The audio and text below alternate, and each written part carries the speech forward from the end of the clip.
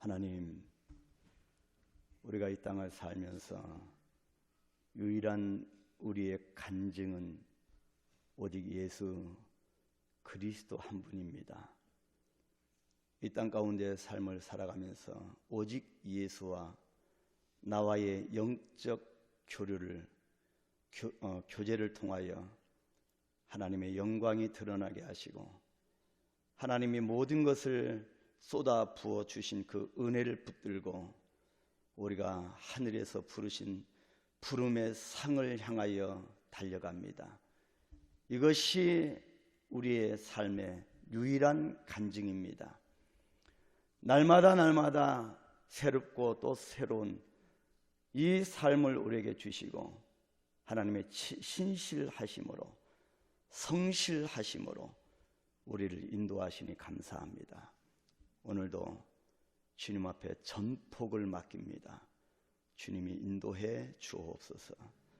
예수님의 이름으로 기도하옵나이다. 아멘. 예, 오늘 빌립보서 2장 19절 한 절만 보겠습니다. 빌립보서 2장 19절입니다. 빌립보서 2장 19절 한 절만 봅니다. 같이 합독합니다. 내가 디모데를 속히 너희에게 보내기를 주 안에서 바람은 너희의 사정을 알므로 안위를 받으려 함이니. 아멘. 여러분 고맙고 고맙습니다. 여러분 기도의 힘으로 거의 2주 동안 선교지를 누비고 많은 성령의 역사를 보고 왔습니다. 하나님 감사하고요.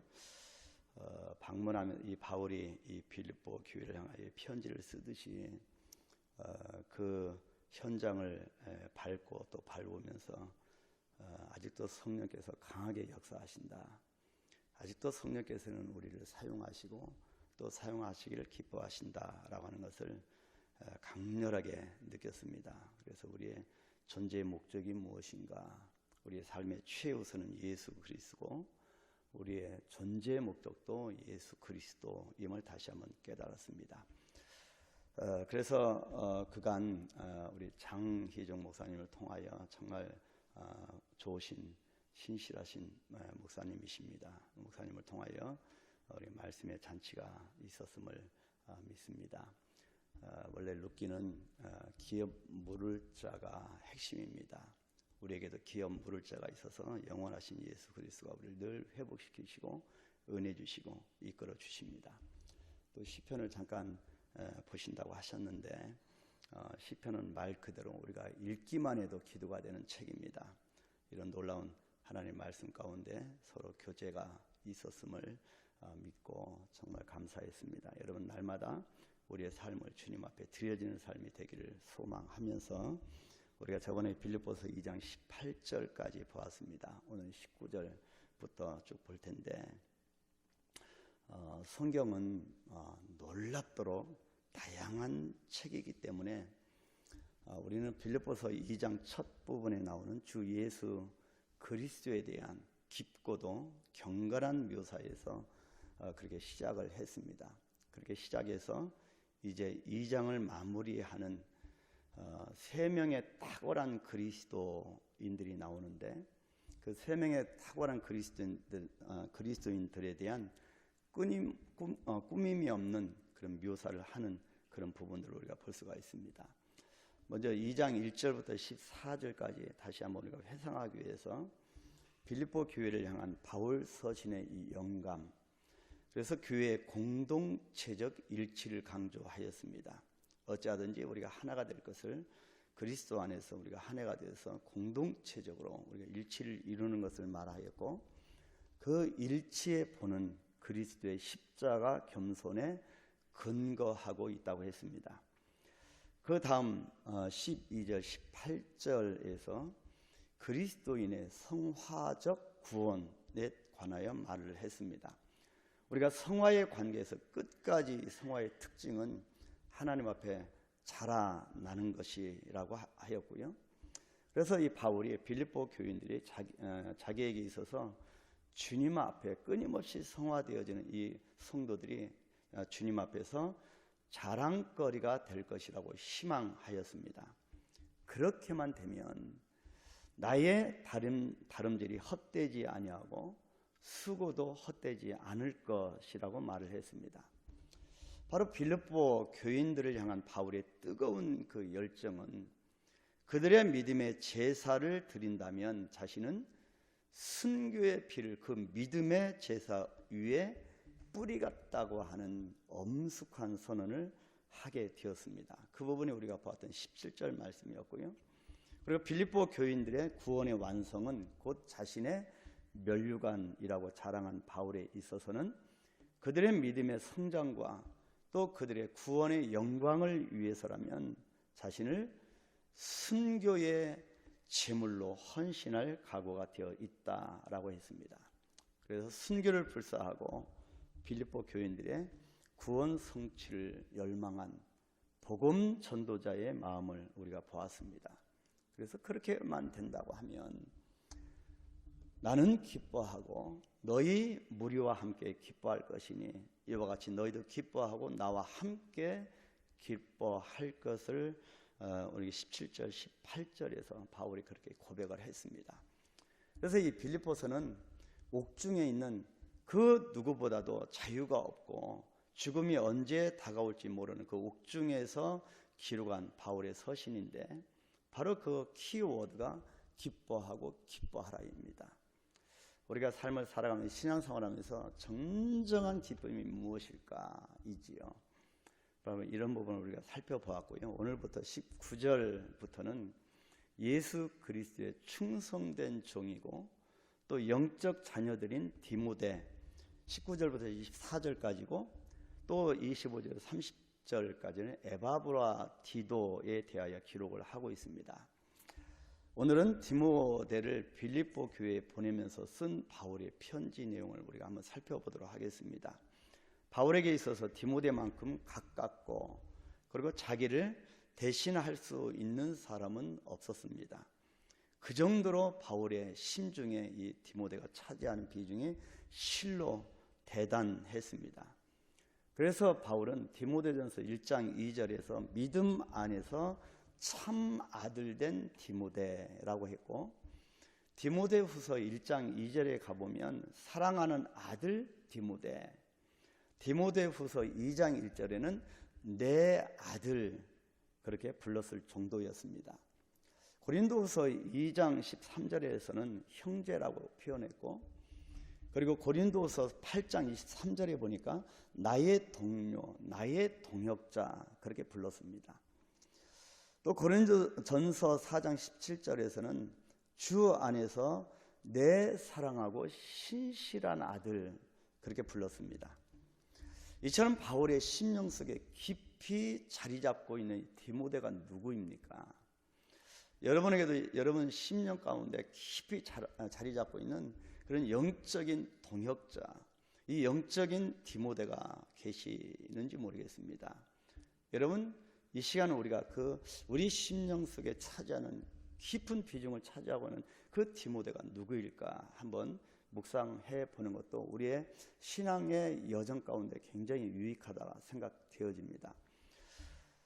이 디모데는 더베 또는 루스드라 출신이었습니다.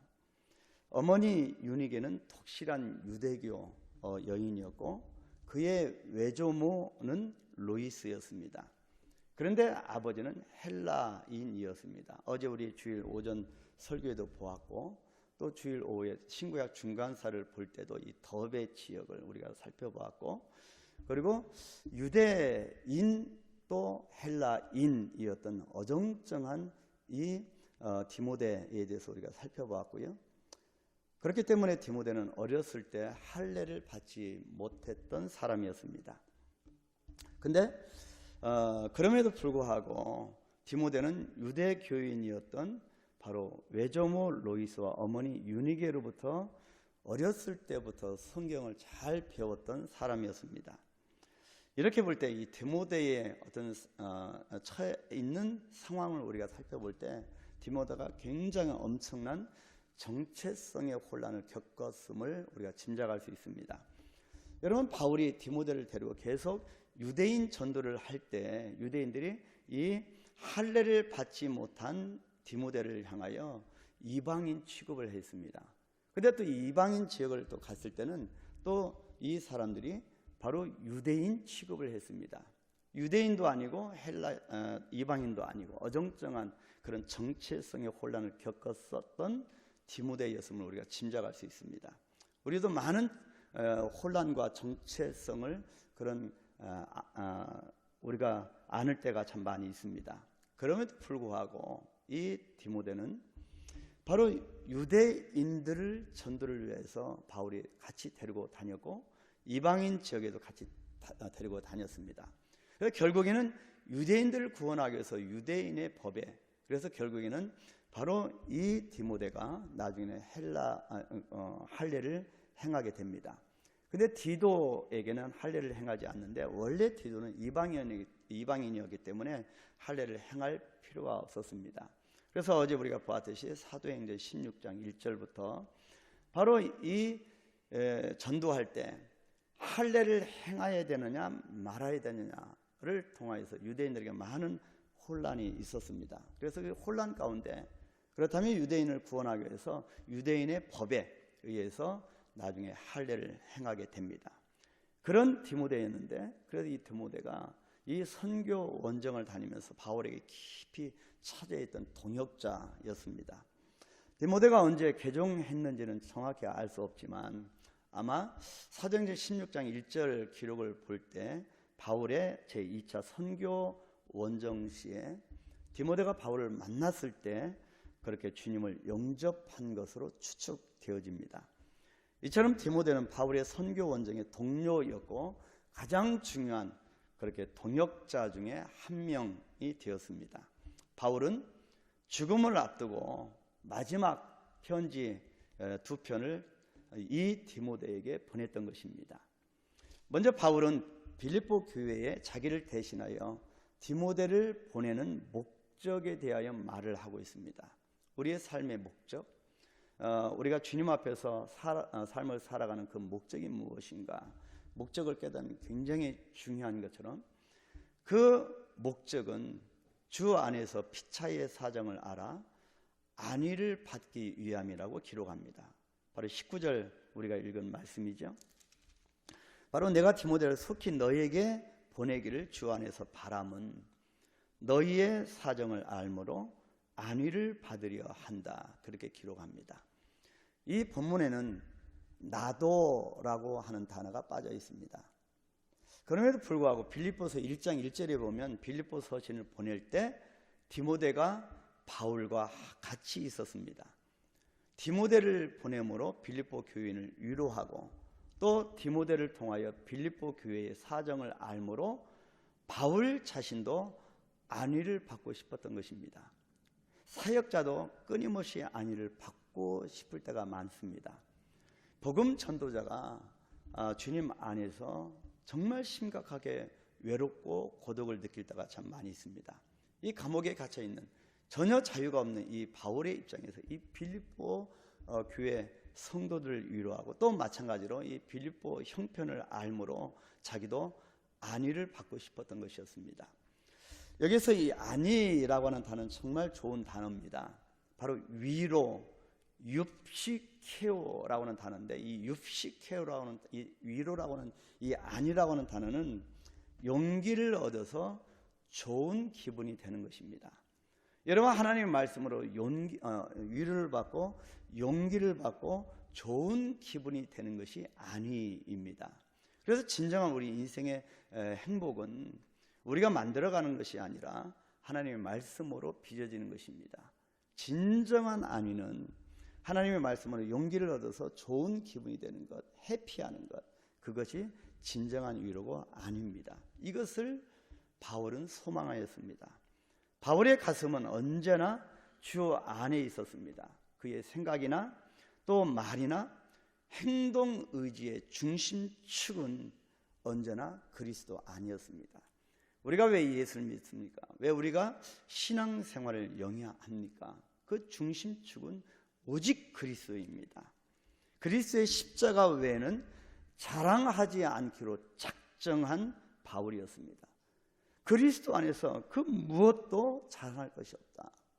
여러분, 물이 전혀 없고 그렇게 그 먼 시골 지역까지 그 영혼들이 곳곳에 숨어 있어서 주의 말씀을 정말 대망하는 그 지역들을 누비면서 정말 자랑할 것은 그리스도 외에는 없다. 자랑할 것은 오직 십자가 외에는 없음을 다시 한번 깨달았습니다. 그렇다면 디모데를 보내어서 옥중에 있는 자기 소식을 빌립보 교회에 알려주고, 또 빌립보 교회 소식을 바울이 듣고 싶은 것은 주 안에서 이루어지는 위로, 곧 저들과 더불어 같이 바울이 영적인 교제를 나누고 싶은 그 심정이었습니다.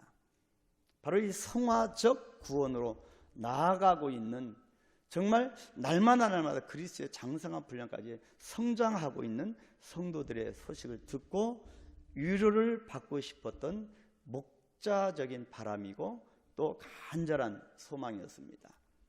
여러분, 동역자든 저와 여러분들은 간절한 소망이 있습니다. 이 한강교회가 이 땅 가운데 많은 교회 중에 또 다른 교회가 아니고 정말 하나님 앞에서 그리스도만 자랑하고 십자가만 붙드는 그런 교회, 그래서 이 땅 가운데 수많은 2만 4천 종족을 향하여 그 예수 그리스도의 십자가를 증거하는 그런 교회가 되기를 바랍니다. 이 시간 그 부분을 붙들고 우리가 기도할 때, 하나님, 내 심중에 깊이 자리하고 있는 동역자가 누굽니까? 디모데가 누굽니까? 하나님, 내가 디모데와 더불어 하나님의 앞에 간절한 바람을 품고 나갑니다. 오직 우리의 간증은 예수 그리스도입니다. 이 땅 오늘 삶을 살아가는 삶의 흔적 가운데 남는 것은 오직 그리스도입니다. 그렇게 고백하면서 온전히 십자가가 나를 지배하고 온전히 그 십자가가 나를 이끌어서 하나님의 영광을 선포하는 삶을 살아갈 수 있도록 축복해달라고. 하나님, 우리가 생각하는 것보다 더 크게 사용하시기를 기뻐하시는 줄 우리가 믿습니다. 하나님, 지금 현재 처해 있는 이 현실 가운데 우리를 더 강하게 붙들어서 우리 드려지는 모든 헌신들을 하나님 기억하시고 강렬하게 사용하여 주옵소서. 내가 여기 있습니다. 성령의 능력 가운데 하나님 현재보다 7배나 더한 성령의 역사 가운데 사용하여 주옵소서. 하나님, 주님 앞에 드려집니다.